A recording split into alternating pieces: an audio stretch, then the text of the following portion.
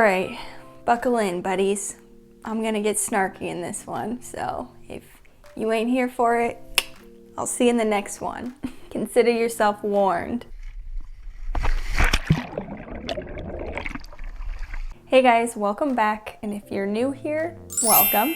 Hi. My name's Olivia. I'm a professional scuba diver. This is Fully Submerged. I make videos every week, so if you're interested in scuba tips, training, and travel, go ahead and hit that subscribe button, and then buckle up and let's get right into it. It's gonna be an interesting one. In no order of importance, they're all equally as annoying, as equally as don't do them, as equally as scuba hard no. Number 1, don't harass wildlife, okay? Don't touch them, don't chase them, don't ride them. I wish I didn't have to say that, shouldn't have to be said. This is not a horse ride, you are scuba diving. These are wild animals, leave them alone. You are entering their home, okay? So be respectful, you know? There's some boundaries here. That boundary is leave them alone. You are there to observe, you know, take in their beauty from a distance, really appreciate, but don't get all up in their business, right? You don't look cool harassing the wildlife. You look like an and you make the scuba community look bad. So, don't. This is not meant to toot my own horn or anything like that. You know, we all make mistakes and it happens and that's fine. Let's just learn from it. But here is a clip I'll attach now of a video of a really cool interaction I had with a sea turtle. It's one of my favorite dive memories to date. And basically there was a sea turtle in a distance.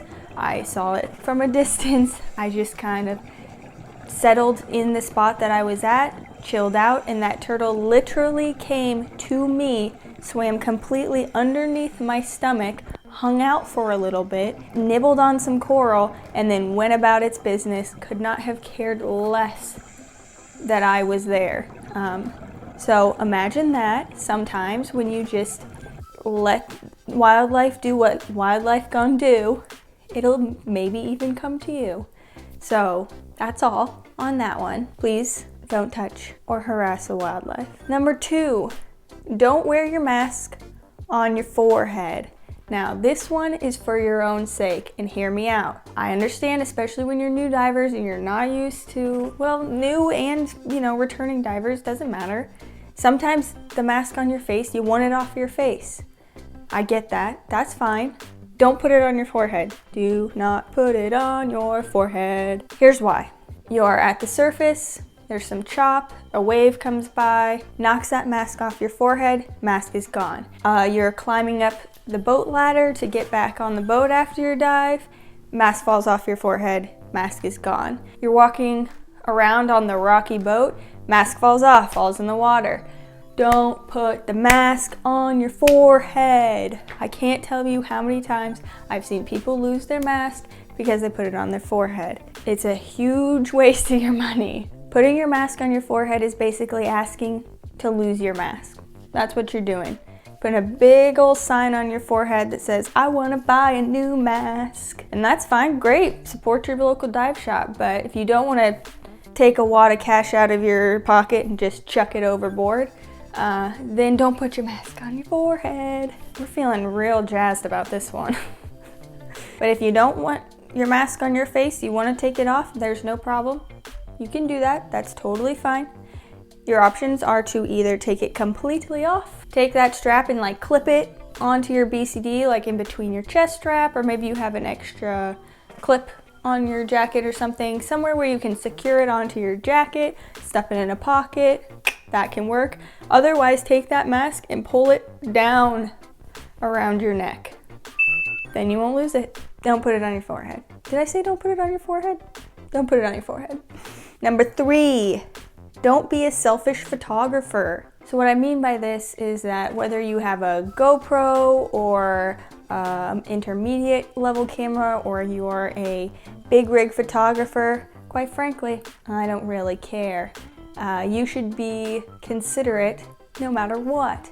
So if someone with a little GoPro has gotten into this cool thing and is getting their little GoPro footage, GoPro boy and professional boy should both be equally as considerate and say, all right, I got my shot, now I'm going to move on, scoot on out of the way, let the next person come in, get their shot, they scoot on out, move out of the way for the next person, and that's the way it should go. Okay? We're not, throwing elbows and cutting in front of people to get a shot. That also counts for people who don't have a camera at all. If someone's looking at something and you have a camera and want to take a shot for it, does not give you the right to just boot them out of the way and get your shot in there, They're trying to enjoy the dive just as much as you are. So please be considerate. So the other thing about being not selfish and a considerate photographer is that you don't sacrifice your buoyancy to get the shot. So if you're focused too much on getting that shot that you start losing control of your buoyancy, then you could start kicking up the silt, which will start blacking out the water, or you might be knocking off corals or hitting people in the face, things like that are just, you're not aware of your surroundings, and you should be. The shot is not the most important thing in the world. Make sure you still understand where your positioning is in the water and what's going on around you. Or you may have heard the saying, take only photos, leave only bubbles, meaning don't take anything. What is underwater, you leave underwater, with a couple of exceptions that I will talk about. But for the most part, if you find something underwater, it does not belong to you. This is not curbside free pickup, okay? You are not entitled to what is underwater. Leave it be. There are a couple of exceptions. One being if there is trash that is not being inhabited by some sort of life. Anything that's alive, or anything that's you're on a wreck and there's some piece of something, it's not for you, okay? Not for you. But if it's just trash laying around, take it, right? Take the trash. The other exception is shark teeth.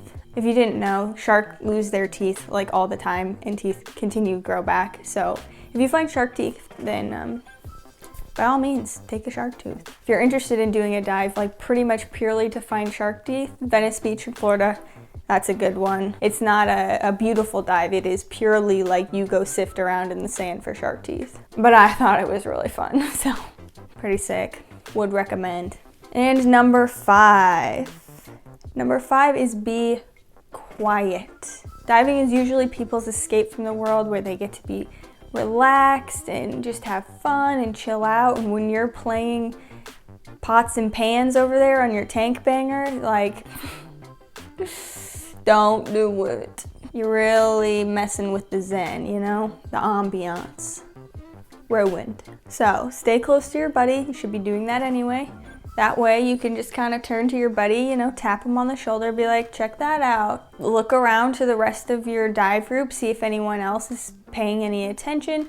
Then you can point them over. Otherwise, you miss it, you miss it. That's just how it goes. If there is something truly amazing on the dive, something that's super rare on the dive, almost never gets seen, then you can make noise, bang on your tank, let the people know.